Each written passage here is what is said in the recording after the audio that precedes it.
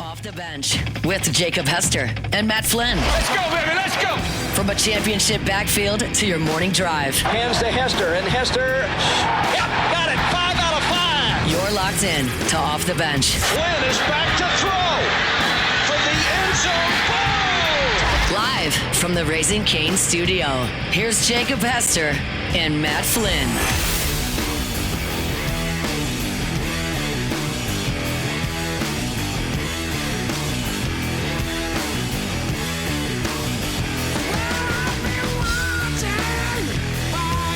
Yo! Yo! Yo! Ow. That's how I feel about the baseball. I can't bring myself to howl any harder than that. The dog's barely walking right now. He's trying to find the moon to howl at, and it's just not there. Anyways, it's okay. It's okay. We'll find our way. We always do. Should be used to it by now. Jake, Alondra, Tay, all here with you here in the Raising Cane studio. Matthew is at Talladega, little NASCAR event. You heard of it? Can't wait It's a little to NASCAR. can't wait to see how he comes back. Probably with a denim vest with A cut off mullet. sleeves. He did text us last night. I'm a NASCAR guy now.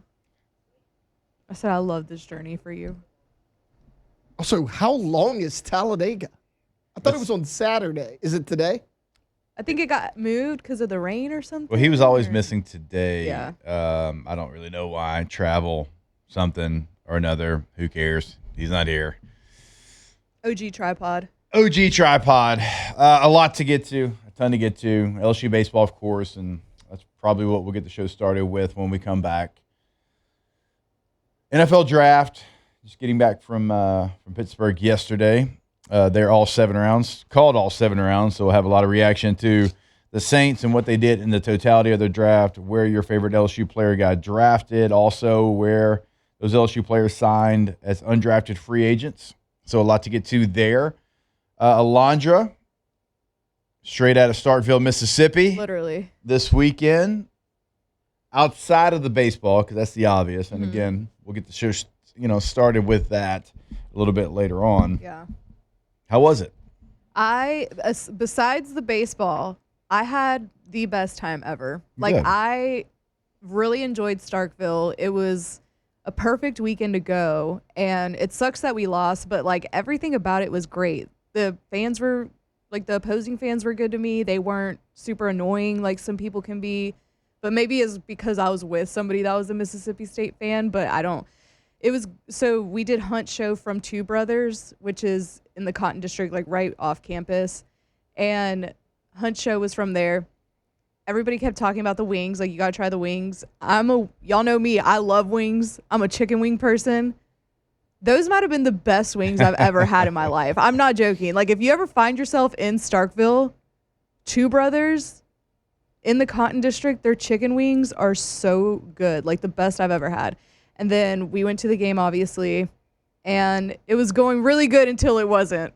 Yeah. Oh, it's going good all 3 days until it wasn't. Right. And that's like the most disappointing part. Like, we had the lead yesterday we had the lead, and I was like, don't worry, we're going to blow it. Yeah. Like, this is literally how it started every game this weekend. Like, we are going to blow it, and we did. And it was just the most annoying thing ever. But we went to the wiener dog races on Saturday, which was also awesome. The most adorable thing ever. And then we went to the game that day, and again, it was good until it wasn't. I know. But Starkville as a whole was a great experience, and like, the dude is awesome. LSU, I know people say this all the time, but like, if they did something like that and not just like nobody really cares about the new things that they put out there, right? I don't feel like people really buy tickets. And I think it's Or through the- TAF. What do they call them? The Like seats the- on the bottom that are like the tables. Like down the foul lines? Yeah. Yeah. Like, those are cool or whatever, but like, the outfield at the dude is awesome. And the environment is great. And I think that maybe people think that they'll lose money out on it, but I don't know. It was packed out there, and the vibes were great. Yeah, I mean, And- it's like their baseball is going to be like Yeah. Their best environment. Like football's not bad, so I don't want to act like I'm hating on that, but baseball is their best environment. Yeah, the dude's awesome. Yeah. It is like I'm glad I went because it was the coolest baseball field I've been to so far. All right. Yeah, Well, it was great. if we would have won, it'd been a great weekend. Even better, but Great yeah, weekend I would for you. I would recommend if you're a baseball fan to plan a trip to Starkville. Okay. Next time LSU's there. In 2 years, I guess. It was fun. Tay, how's your weekend, sir? 7 rounds of the NFL draft. How do you think it was, Jake? It was awesome. Fantastic. I was telling y'all a little whoa. bit before the show. All right, Matt. I know. That was loud. Was that Whoa. the Tour de France? It was Raising Cane's. It was Todd Grace telling us about the chicken fingers. So kind of fits. It's Raising Cane's studio. I was telling y'all a little bit before the show. Started painting the nursery on Saturday during the last couple rounds of the draft. Got the baby crib yesterday, so it's getting real. No turning back now. Oh, well. Yeah, a little too in it. Yeah. I'd hope you wouldn't turn back, but I see what you're saying. You're getting ready. Yeah. Taylor's like, Almost that time. I'm gonna go step out for some milk and just never come back. I'll be back, guys. Don't worry. Oh, man. So, gosh, I was in Pittsburgh for so long. Yeah, that was the longest. Yeah. We got done because we did all 7 rounds, and we did rounds 4 through 7 on Saturday. That was kind of an all-day event, obviously, but it was fun. I did it with Danny Cannell and Bobby Carpenter. Yeah. So I got a chance to see them, do a show with them. It's kind of been a while. Eli Heidenreich was at the draft, the Navy running back. Yeah. So that was cool to catch up with him in person. He had so many family members there, and they were all emotional. So he came by, and he's Love from that. Pittsburgh, got drafted by the Steelers. Very cool story. And he's a super athletic guy. I think he 4.3 40, I think is what he ran, and had a ton of production at Navy. So it was just cool. First time since I believe it was 1956 that Navy has had 2 players drafted in the same draft. Really? I found that kind of hard to believe. I Yeah. was like, well, yeah, I mean, and then there's certain things like you got to make sure you have the waiver, and Yeah. some of that's just new. Some people, delay their service. So the way he'll do it, he'll be in the reserves, and in the off season, he'll just go, and it's almost like he'll be a recruiter basically. Yeah. Like he'll be a recruiter for the Navy, and he'll be in the reserves in the off season. I had a teammate that was like that with Air Force, Ben Yeah. Garland, same thing. That's pretty cool. and- yeah. It gives him a chance to go live out his dream and still serve his country. So, Yeah. What would you say the best interview you had there was? like in person, Yeah. man, I caught up. Because I feel so many like people. athletes are so hit or miss. Yes. They're either Hey. 2 to 3 word answers or they're absolutely electric. Yeah. Yeah. Now, so on Wednesday morning, we did our show they had a youth football camp with kids from the area. They did a Special Olympics event too. And so we got a nice. chance to catch up. We got a chance to catch up with everybody that was physically at the draft for the Yeah. most part. There was like 3 people that we had to record because we just couldn't figure out the timing. There were, there's some that are media trained. Yeah. Like you could tell they're looking at you and they've got their crutch words that they're leaning on, which is fine. Like that's what you're supposed to do. Right. But there's some they're like, okay, that's a little, a little trained. Like you try to open them up a little bit. Sonny Styles is great. Yeah. Like I know I keep going back to Sonny. Like he's so polished. Yeah. He speaks incredibly well. One day he's going to take somebody's job in this business like that. Like you can feel that about him. So he was really good. But Ty Simpson and Caden Proctor were really good. We had them after they got drafted, and we did them together since they were both Alabama guys. And the joy they had for each other and Yeah. all that was kind of cool to see. I and, love that. it was funny. We had Cardinal Tate after he got drafted, and they asked him, like, are you surprised to go like 4th overall? He's Yeah. like, yeah. So I'm gonna be Yeah. honest, I am. Like, Did okay, good. Did he admit the Titans panicked? No, he said, like, yeah, I was surprised to go that high. I thought I'd be obviously top 15, but I didn't know I'd go 4. Almost like he didn't have conversations with the Titans kind of going into it. Well, Tay thinks it's a panic pick, and now it kind of feels like I 100% think that. Oh, there was a lot of panic picks. Yeah. The Cowboys had a panic pick. They Yeah, wanted to they keep did. Mesidor. Yeah. He got taken by the Chargers, and so they went Malachi Lawrence. Mhm. That was a reach for Yeah. Malachi Lawrence, and they had edge rusher in mind. Right. They didn't think the Chargers were going to go edge rusher. They thought offensive line. He went, and they're like, "Oh crap!" Oof. There was a lot of that. Yeah. The Steelers, they panicked. They were on the phone with Malachi Lemon, I know you see the video. Yeah. and the Eagles trade up, and they're like, "Actually, give the phone to us," and they select him, and then the Steelers reach for an offensive lineman. Yeah. I mean, y'all got to have some backups. Y'all got to have a better situation. That's funny. But though. these teams panic, and the clock's ticking, and they'll Yeah. pass you up if you don't turn your card in. The Cardinals, they not only did I hate that pick for the Cardinals, they turned in there. That pick was done with like 20 seconds left on the The clock. Cardinals? At 3. Which one? Which pick, though? The first round, Jeremiah Love. Oh, it There was a like, perfect pick. What do you mean? great pick, but I've been telling you for 3 months that was going to be the pick. I mean, for the Cardinals, like Titans would have been great. Like the Cardinals, they don't have anybody on their offensive line. They were don't have a gunner. 31st in rushing, I know. and they drafted offensive line and signed some. They got a few. You were Sure. 31st. Your leading rusher had 390-something yards total. Your leading rusher. I So think, you hold on. You got the best player in the draft, which everybody says. Yep. And everybody always says, now you know you shouldn't have picked running back to have this debate with. Everybody always says, oh, you can get that guy later. 10 of the top 12 rushers in last year's stats were in the second round or first round.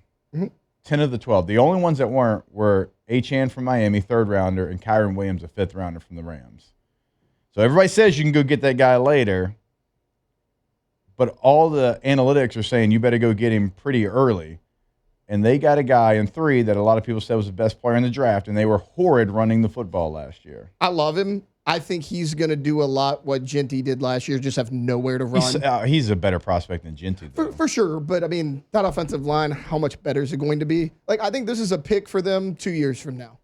They don't have a quarterback. They don't have a ton of pass catchers. Like, 2 years from now, this pick may look really good. They got Mike Wilson and Trey McBride. Both have it over 1,000 yards. I'm more worried about Hold on. I just did 7 rounds, so I got it's still in my memory bank here. I don't know. I think it's because he plays running back. And look, you're not the only person. You're not the only person that's going to hate on a running back selection. By the way, we had 3 fullbacks selected. Let's go. 3. The return of the fullback. 3 in this draft. And it was funny. ESPN was trying to put him in a tight end. It's like, that dude's never played tight end in his life. I know what I heard. Was it Max Bredesen day 3? from Michigan. What was it? Day 3, Indiana. The Indiana Riley guy? Nowakowski. Yeah, I heard him. I was in the room, Peyton. I heard it. I was like, oh, Jake's gonna love that. No, I am not 37. someone that's like, don't take running back round 1. I'm all good for it. I don't know how much he's going to contribute this year. Okay, who would have you selected if you're the Cardinals? I probably would have went super boring edge rusher, O-line. Probably edge. You would have gone Arvell Reese. So you would have gone with the guy with 6.5 sacks. He didn't have any sacks in his final 6 games over somebody who a lot of people said is the best player in the draft. He is the best player in the draft.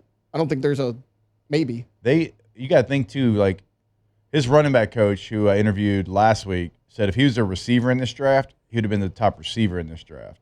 So he's a different. I asked him on Wednesday morning, kind of how do teams view you, different teams you talk to, like what do they want to do? He said, well, they don't say running back, they say weapon. So nobody really classifies me as a running back. Richard, So I think that's he what I can do a love about lot of different things. That's what I love about the Gibbs pick a couple years ago. I mean, Gibbs is a weapon. The He thing was what, 12? He may have been 10. I mean, he was somewhere in there. He's somewhere 10 to 15. But no, I don't think the Cardinals have a ton outside of him. Is my biggest issue. Yeah. Okay. I'm going to give you another one. If you don't have an offensive line that is going to block it up and keep it clean for you. So I was a runner. I needed it blocked up. I was going to read my keys. And if there was a crease, I was going to hit it. Ashton Genty's like that too, right? We're talking about running backs that have been drafted high. Jeremiah Love can create on his own.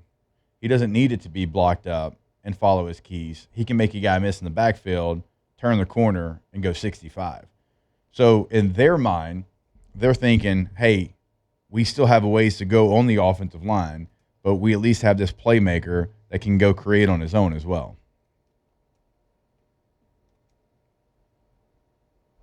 This man's coming in here, attacking the running back. I love Jeremiah Love. I don't trust the Cardinals to do anything right. They signed 2 guards, 3 guards in free agency. Basantis from A&M in the second round. Basantis is a really good player.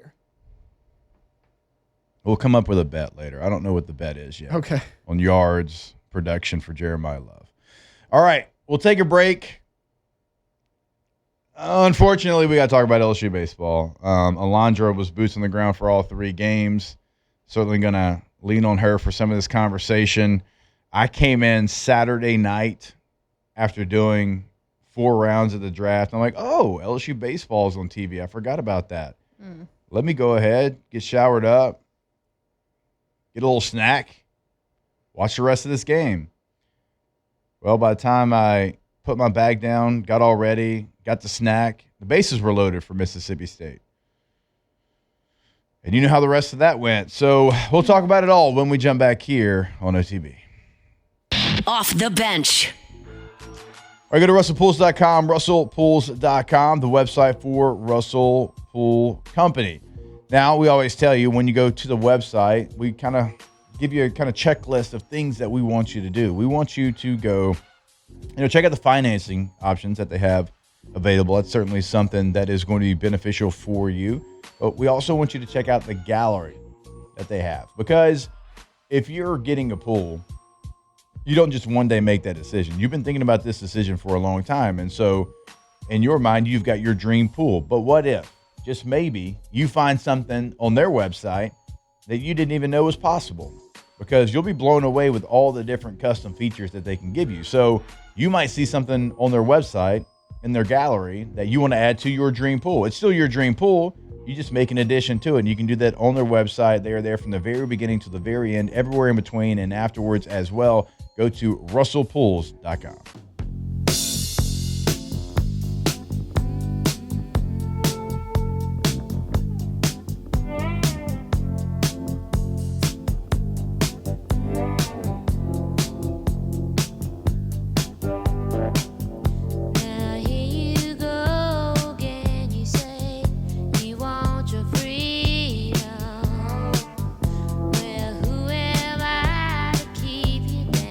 Off the bench with Hester and Flynn. Presented by Bayou Automotive.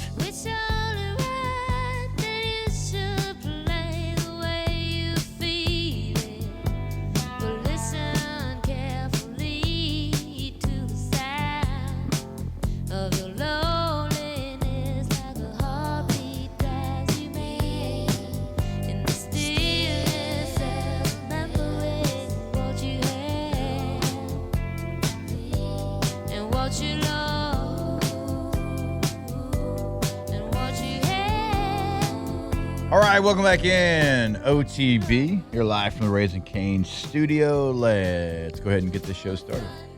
It's time to get glowing, courtesy of GoFlow IV Spa, where hydration, vitamins, and a summer-ready glow are always on tap. Now, for starters. All right, go to GoFlowIV.com, GoFlowIV.com, GoFlow IV Spa, Jefferson Highway in Baton Rouge, 225-953-8150 is the number. Feeling a little down, need a little jolt of energy, go see them today.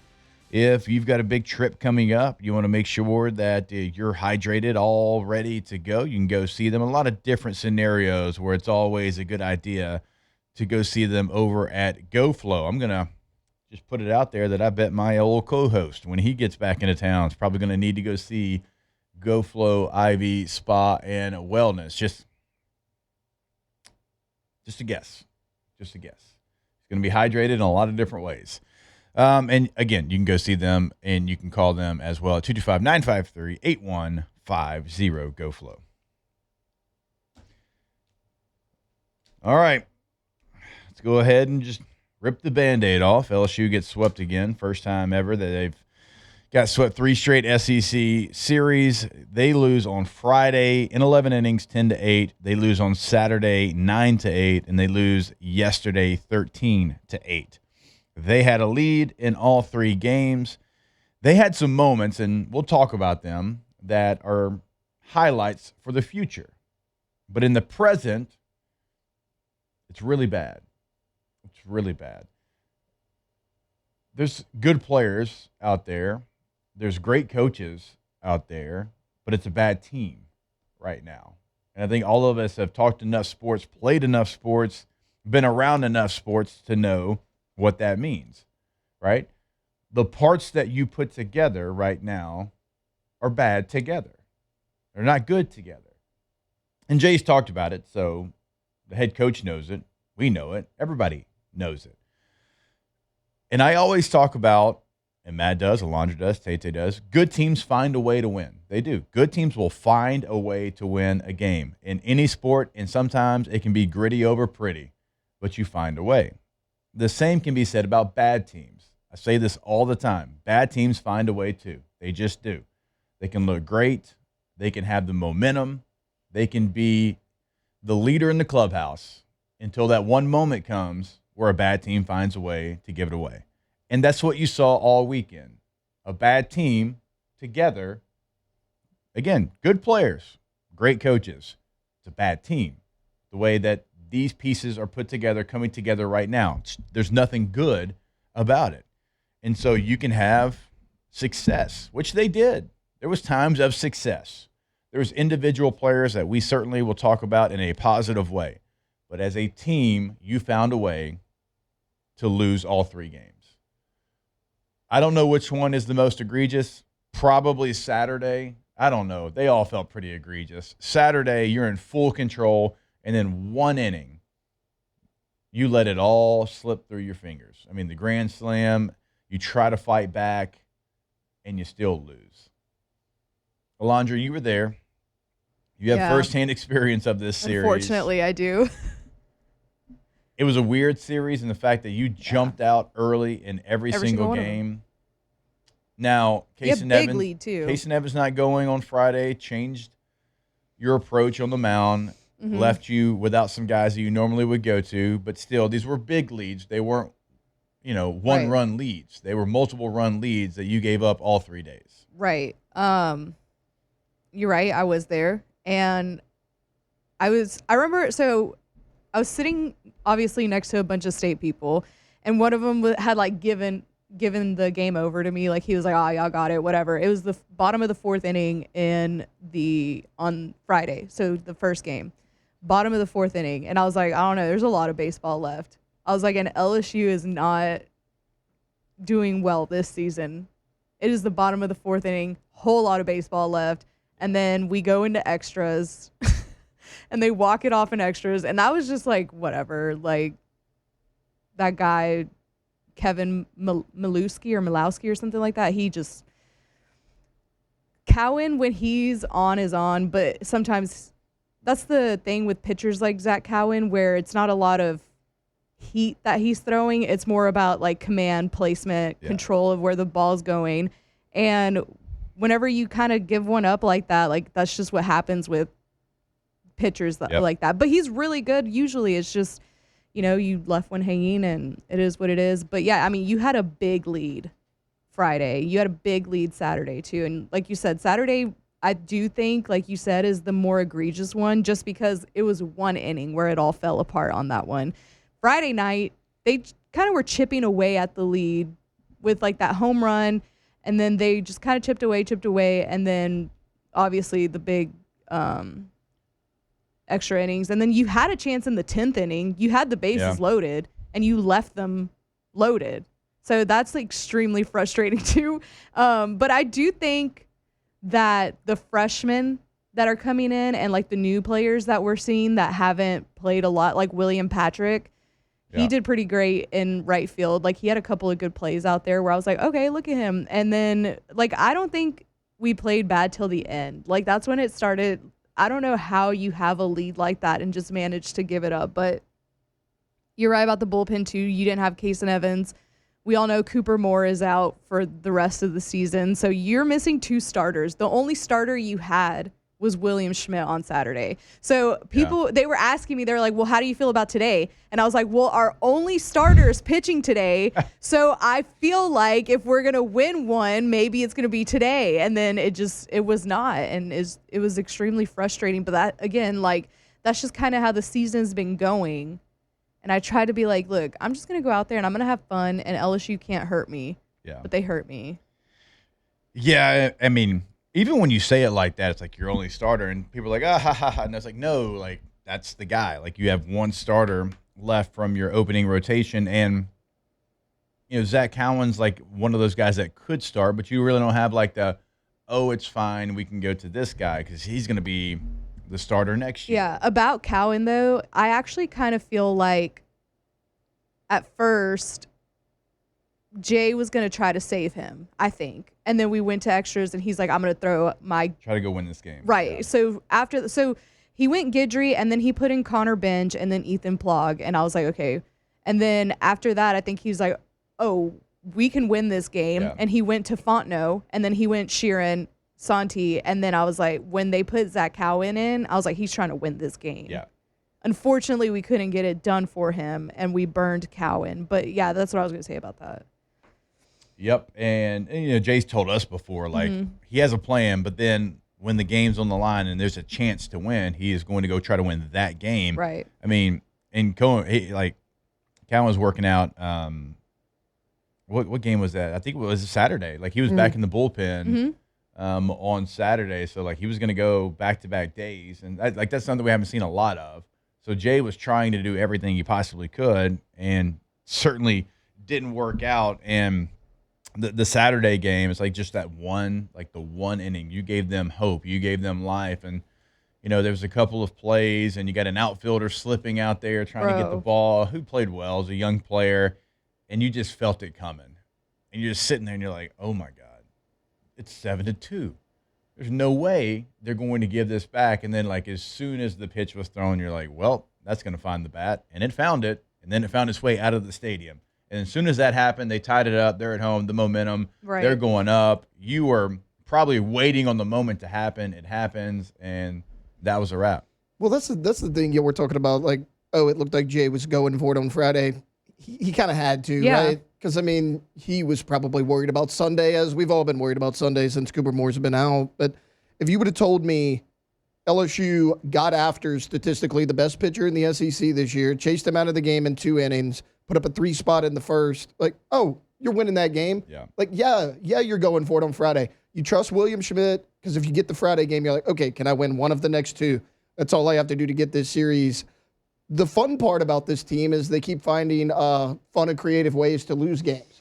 Because you go back and look at the Texas A&M series, your bullpen, I don't know if you guys realize this, Frank has put this out on Thursday.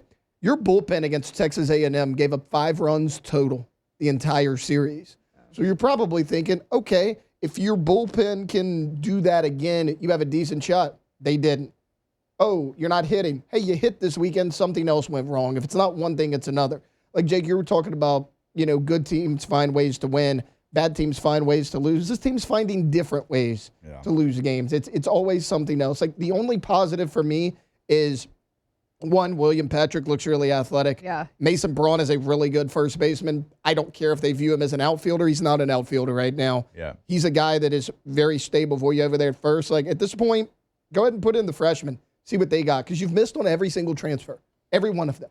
The only transfer you can consistently rely on is Cooper Moore, and he's not available anymore. I mean, that's it. So from this year's class, go ahead, get in the younger guys. Let's see what they got. Like, they've made some plays. That's kind of the only positive I can take away from this team right now. Yeah, like Omar Cerno went 8 for 14 this weekend, had 3 home runs, 6 runs, and 6 RBI. Like, if you can keep someone like that, William Patrick, Mason Braun. Even Eddie Yamon's been a good hitter. Yeah, he looks good too, but he's been there for a couple. Dude, look, I know it was going to be righty on righty, but that's not like lefty-lefty. I know.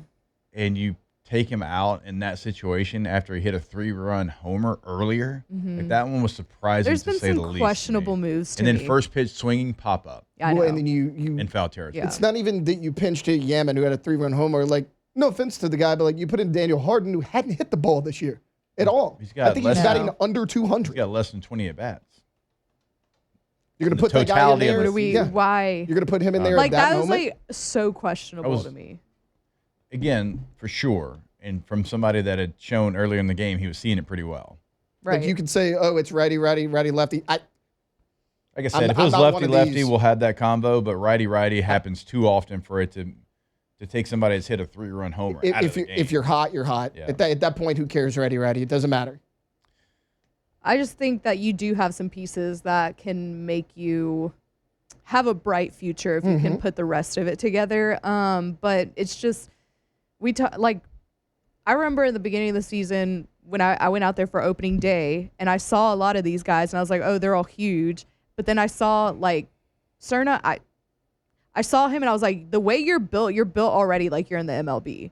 So I knew he was going to be a big piece on this team, and he has been. And like that is somebody that I really hope that Jay can keep. He needs to improve behind the plate, but like I just hope that his bat can stay here.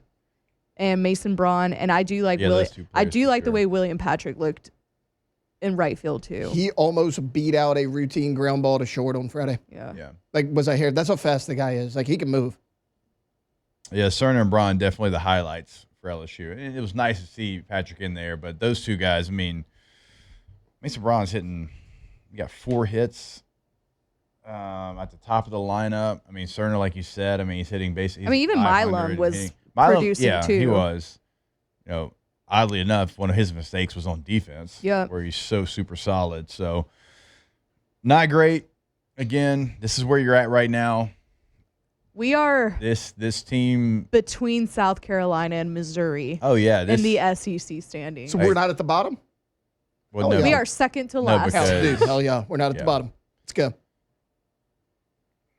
By the way, I don't think the math is there. No, it's not. It's this not team. there. Like, Let's just go ahead and say it. Maybe You had to get one. Yeah. And you didn't. Yeah, and you had a chance to get all 3. Like, should have you gotten should've swept 2 them. for sure. There's going to be that person who's sure. who's the optimist, which I appreciate. They're going to say, well, technically you could. I get that, but you're going to need a level of consistency and high play that you haven't had all year. Yeah, I long. mean, You what can't- you can't. what tells you? What sign do you see that makes you think this team is going to change its ways? Because I mean, what most people say you need 13 conference wins minimum. Like Yeah, you're you need at 6 you need right. 13 with a good RPI. You're at 6 right now, and your RPI's terrible. Exactly. Like it's just not there for you. I will say that there was some fight this weekend There was, until the for end. sure. Like Mm-hmm. there was improvement, there was fight. They produced at the plate the way that we've been asking them to the entire I agree. year. You just still on the entire season series had 7 errors in the 3 games. Yeah. Like And it just seems like it comes in waves for this team, right? Like you give up a run, it's like anytime State did something positive, you gave up a crooked number in that inning. Mm-hmm. Like with this team, one mistake turns into 4, and it's been that way all year long.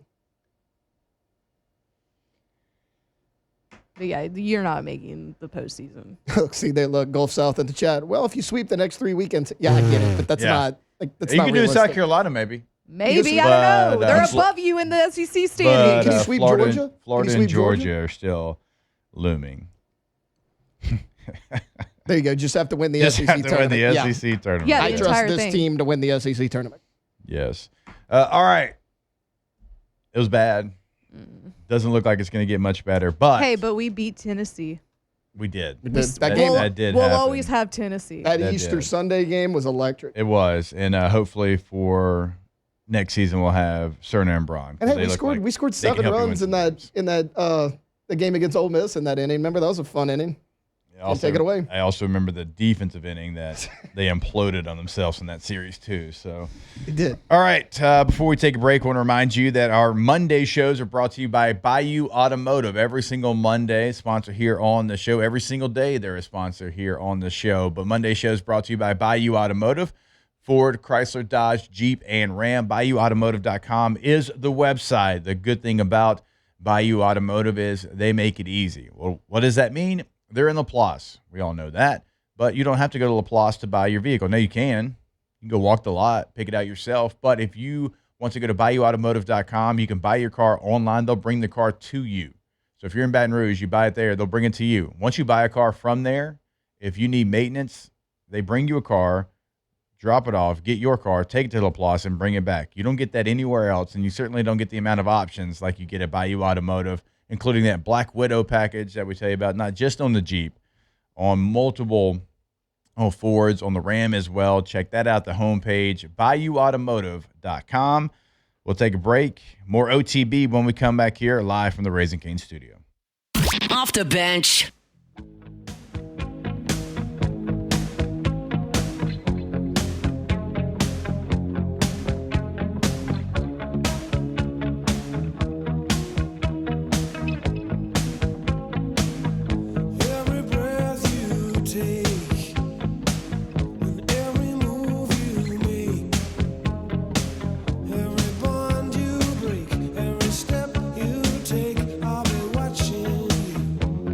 Off the bench with Hester and Flynn, presented by Bayou Automotive.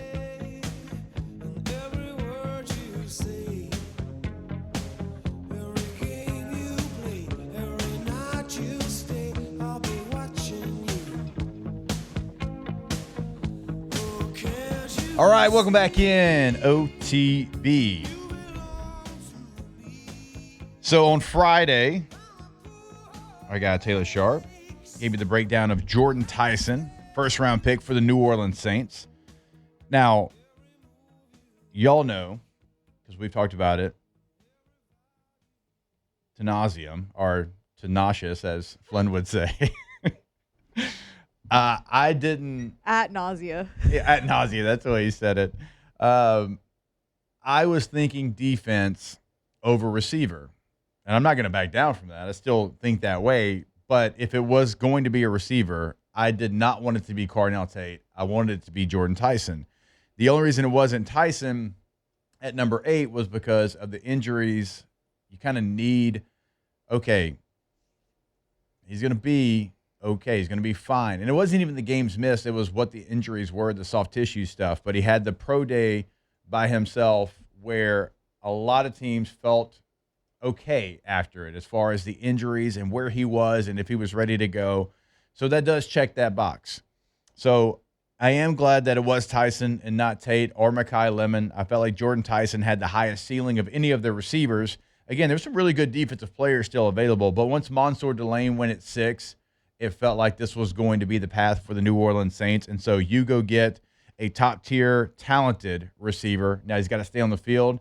And that is going to be the thing to watch in his rookie season. It's going to be the thing to watch in mini camps and training camp is how he can handle the grind of what it takes to be ready for an NFL season. Loved the scenes, and we had a chance to catch up with him after he got drafted, and he was still very, very emotional.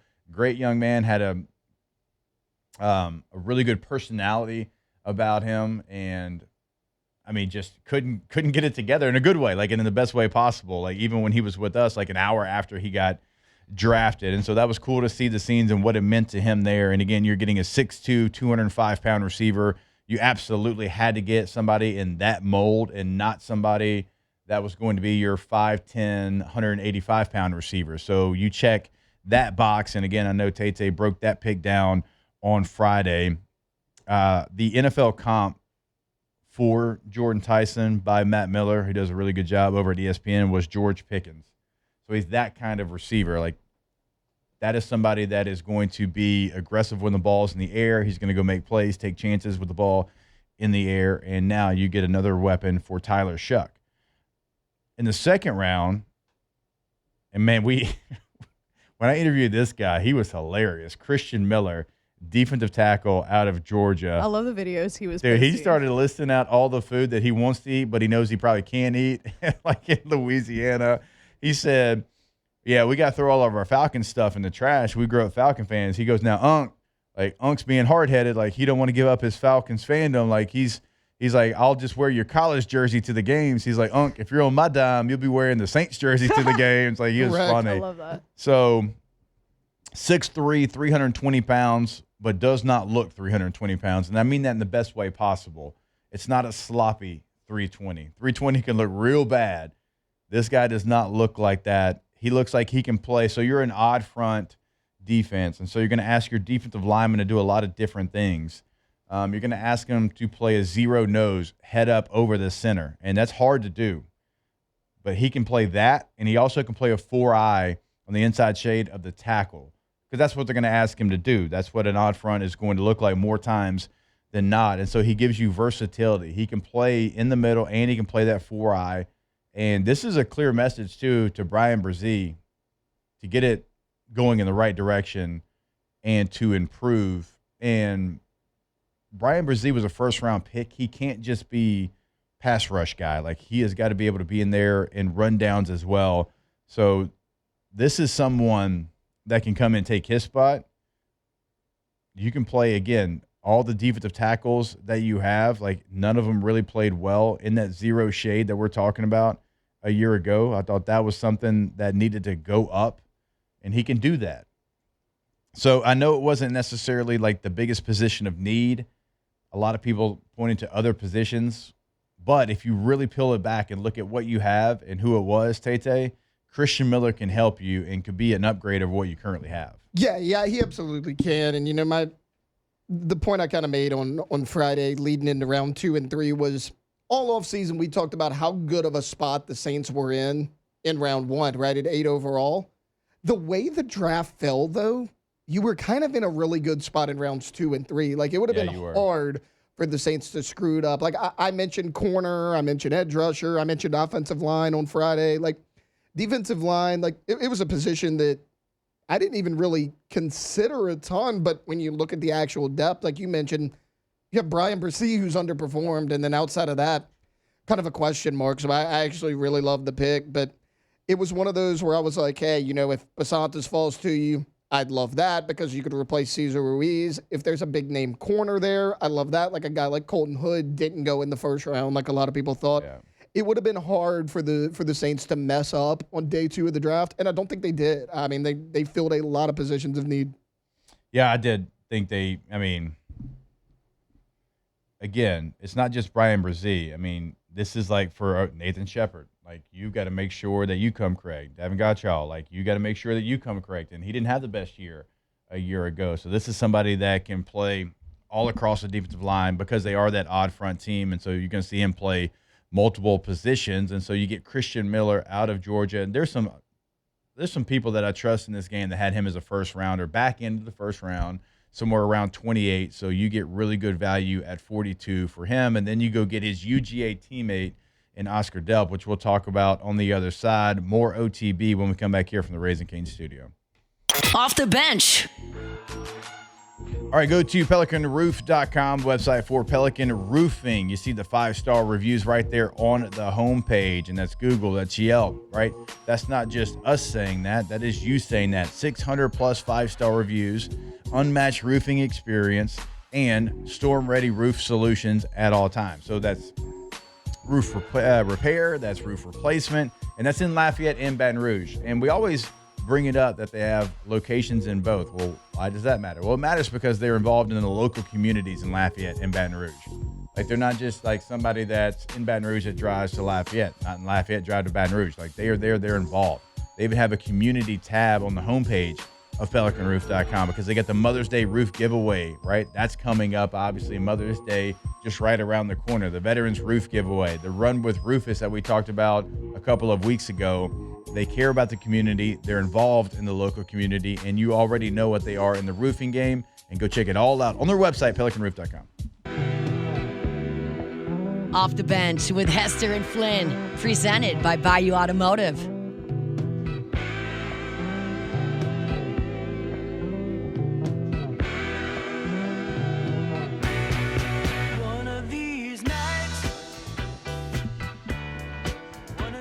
All right, welcome back in OTB. We got Will Helmers joining us when we come back from this break, talk LSU baseball. We'll certainly dive back into the NFL draft, but there was some chatter in the chat about defensive tackles and maybe people catching strays just real quick. And we'll come back to this too.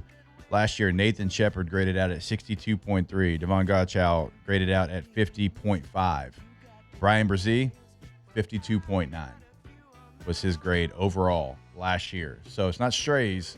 There's some truth to it, and that's why the Saints make a move to select a defensive tackle at 42. And we'll give the Saints kind of breakdown in the totality. We'll give the LSU Tigers that were drafted Also, the LSU Tigers that signed as undrafted free agents. So all of that's going to be coming up in hour number 2. And then, as I said, we're going to talk a little LSU baseball with Will Helmers when we come back here in the Raising Cane's studio. Off the bench. All right, over the last couple of weeks, we've been telling you all about all the different things that you can do with Ochsner, right? And all the care that you can get, the right time, the right place for Ochsner. We've been telling you about their urgent care. We've been talking about their primary care. And obviously, like if you're dealing with anything that is very serious, like you go call 911, you go to the ER. And a lot of times we talk about the My Ochsner app. It is a great tool for you to be able to use. And within the app, there's so many different things that you can do, so many different questions that can get answered on the My Ochsner app. And so there's a lot of different ways to get the care, but you got to make sure that you're getting the right care from Ochsner. And you can check out all the different hours for their urgent care, and you can check out all the different availabilities. And again, that's on the Ochsner.org, and it's on the My Ochsner app. It's a great tool. It's a great asset. Go get that done today, the My Ochsner.